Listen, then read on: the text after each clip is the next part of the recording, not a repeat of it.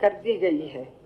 विभाग द्वारा निरंतर योजना के अंतर्गत लक्ष्य निर्धारित कर समयबद्ध तरीके से लाभार्थियों को जोड़ने हेतु प्रयास किए गए, जिनके परिणाम स्वरूप योजना के अंतर्गत मात्र 3 वर्षों में कुल 12,97,000 बालिकाओं को इस योजना का लाभ दिया गया।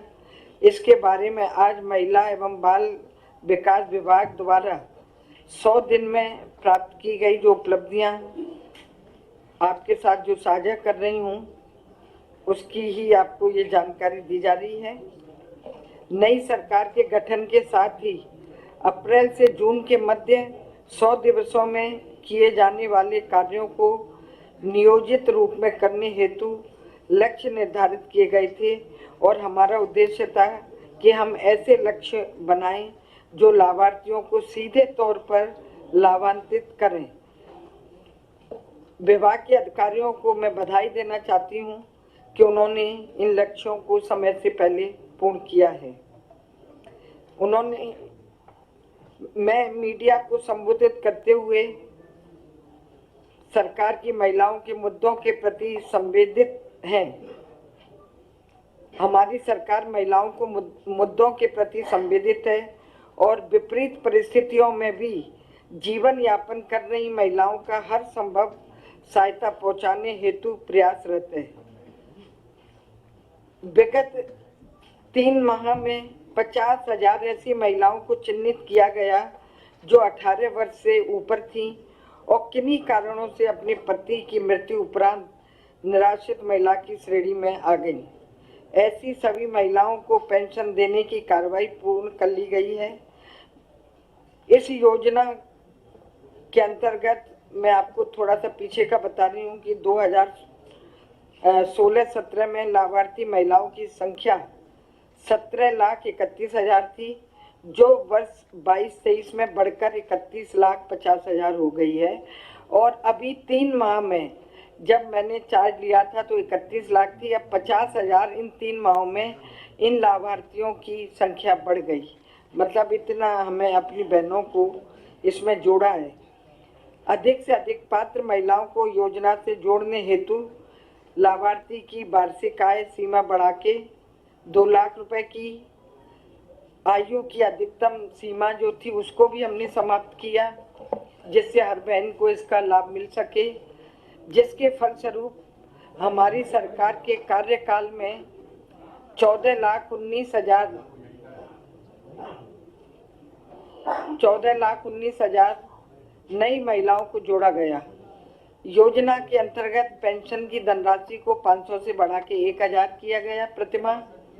यह सरकार की महिलाओं के कल्याण हेतु प्रतिबद्धता को दर्शाती है। सरकार द्वारा कोविड-19 महामारी के दौरान प्रभावित हुए बच्चों के भरण पोषण, शिक्षा, चिकित्सा आदि में आर्थिक सहयोग हेतु उत्तर प्रदेश मुख्यमंत्री बाल सेवा योजना और उत्तर प्रदेश मुख्यमंत्री बाल सेवा योजना सामान्य 2 तरह की हमने योजनाएं चलाई। कोविड में जिनके माता पिता दोनों चले गए या एक चला गया, उनको 4,000 रुपये प्रतिमाह, और जो सामान्य बच्चे हैं उनको भी हम 2,500 प्रतिमाह दे रहे हैं लगातार। इसके अलावा उनकी पैतृक संपत्ति की सुरक्षा, उन्हें प्रशिक्षित विशेषज्ञों के माध्यम से ट्रॉमा काउंसलिंग आदि सुविधाएं भी प्रदान की जा रही हैं। इसके अतिरिक्त कक्षा 9 या से ऊपर की कक्षाओं में अध्ययनरत 1,060 बच्चों को हमने लैपटॉप भी वितरित किए गए हैं। मैं आपको बताना चाहती हूँ कि विभाग द्वारा लैंगिक तथा घरेलू हिंसा या अन्य मुद्दों से पीड़ित महिलाओं और बालिकाओं को संरक्षण तथा समर्थन देने हेतु संचालित की जा रही वन स्टॉप सेंटर और महिला शक्ति केंद्र योजना का अप्रैल माह में कन्वेंशन किया गया, जिससे पीड़ित महिलाओं को अल्प प्रवास 5 दिवस वो वहाँ वन स्टॉप सेंटर पर रह सकती है। वहाँ उसे चिकित्सीय सहायता, परामर्शी सेवाएं, विधिक व पुलिस सहायता प्रदान करने के साथ साथ विभिन्न विभागों की कल्याणकारी जो महिलाओं के लिए योजना है उनकी भी उन्हें जानकारी दी जा रही है। इसके साथ साथ मैं आपको बताना चाहती हूँ कि हम हर माह हर 15 दिवस में कैंप लगा रहे हैं हर अपने ब्लॉक पर, जिससे हमारी कोई बहन छूटे नहीं।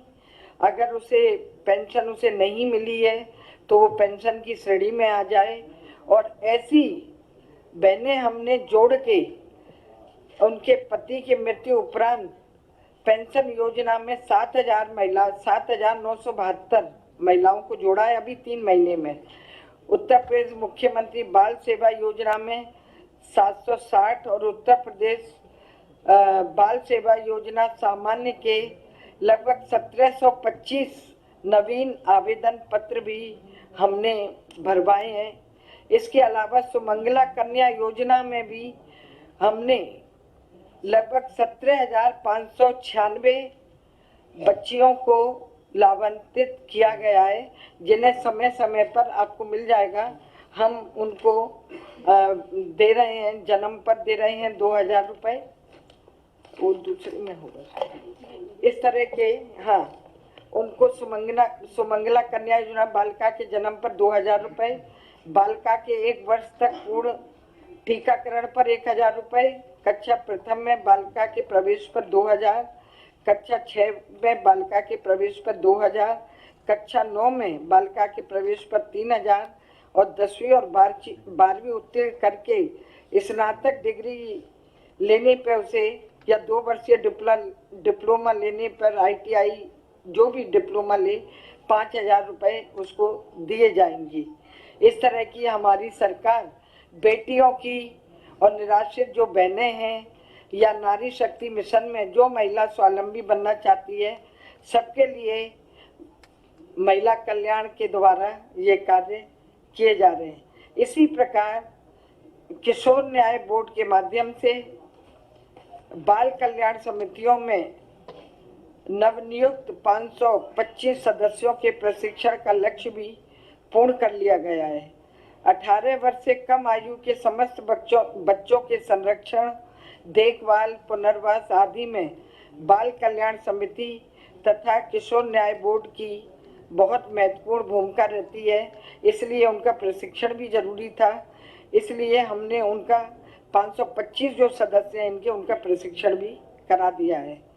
विभाग द्वारा न सिर्फ उन्हें प्रशिक्षित किया गया बल्कि उनके द्वारा किए जा रहे कार्यों की निगरानी तथा प्रदेश के गृह में आवासित महिलाओं तथा बच्चों के प्रकरणों में उनके पुनर्वास हेतु की गई कार्रवाई की भी निगरानी हेतु एक MIS पोर्टल विकसित किया गया है। अगर हमारे बच्चे को किसी भी जिले में किशोर न्याय बोर्ड में या बाल कल्याण समिति में कोई परेशानी होती है तो वो डायरेक्ट पोर्टल के माध्यम से यहाँ लखनऊ में जो हमारा केंद्र है वहाँ वो बता सके। इसी प्रकार से हमने एक नया भवन शाहजहाँपुर में बनाया है जिसमें 50 बच्चों की क्षमता का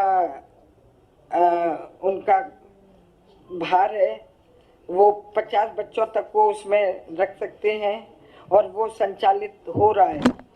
उसमें आज 49 बच्चे किशोर बच्चे हैं।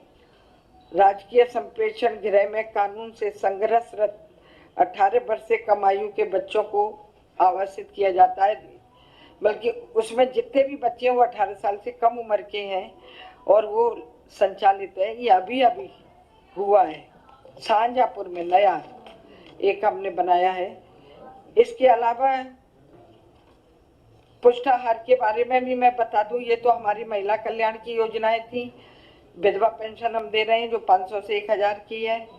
हम जो सुमंगला योजना में जो 15,000 थे वो भी 25,000 किए हैं। हमने नई मैंने जैसा आपको इस प्रेस नोट में मिल जाएगा 50,000 महिलाएं 3 महीने में ही जिनको हम पेंशन देने के लिए उनके उसमें डाल दिया गया है। उनके डायरेक्ट उनके जो खाते खुले हैं उनमें पैसा चला गया है। जो भी हमारी जो योजनाएं हैं पारदर्शिता के लिए पानी पिला पारदर्शिता बनी रहे,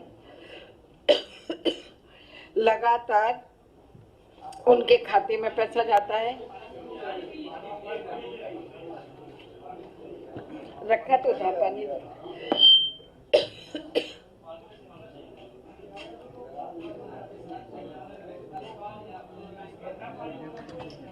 हाँ ठंडा ना।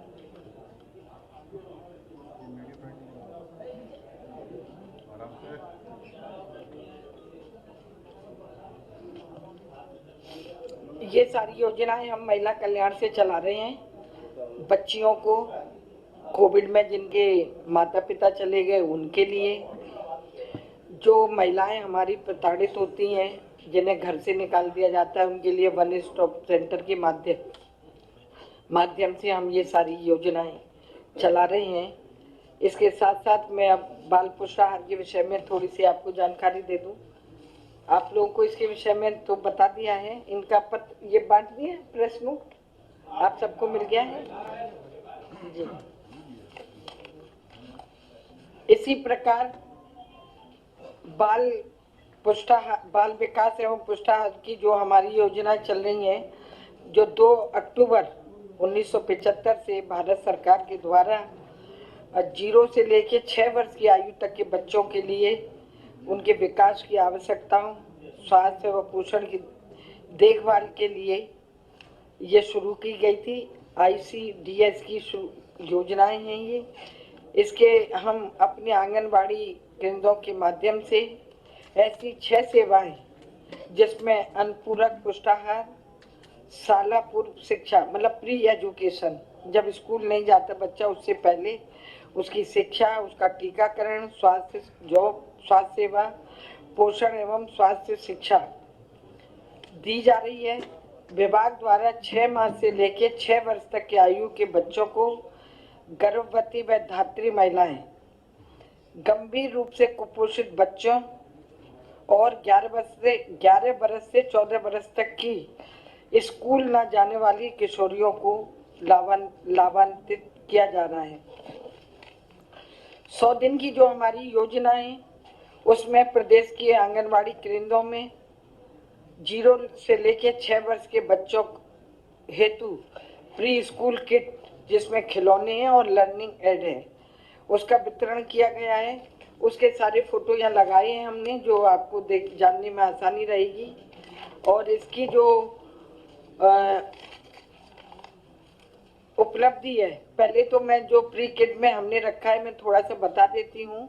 उसमें हमने प्लास्टिक के बिल्डिंग ब्लॉक रखे हैं, पजल रखी है उन बच्चों के लिए, चित्र, फ्लैश कार्ड है, स्लेट है, हिंदी व अंग्रेजी अक्षर चार्ट है, आदि चीजें उसके अंदर हैं जिससे बच्चा वहाँ कुछ सीखे। जब वो स्कूल जाए तो उसे थोड़ा सा ज्ञान होना चाहिए शिक्षा का। इसके लिए जितनी भी हमारे आंगनबाड़ी केंद्र हैं, हर आंगनबाड़ी केंद्र पर हमने ये किट बांट दिए हैं।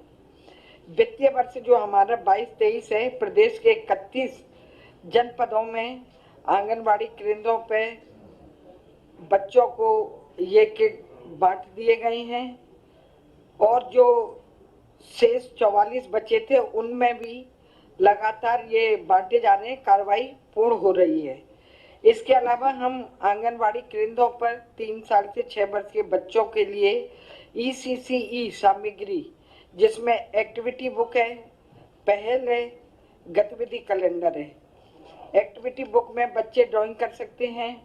पहल में जो हमारी आंगनबाड़ी कार्यकर्ती है वो उन बच्चों के लिए प्रोग्राम तय करेगी, मतलब ट्रेनिंग जैसी है कि मुझे बच्चों को कब पोषण देना है, कब उसे पढ़ाना है, कब मुझे गांव जाना है, कब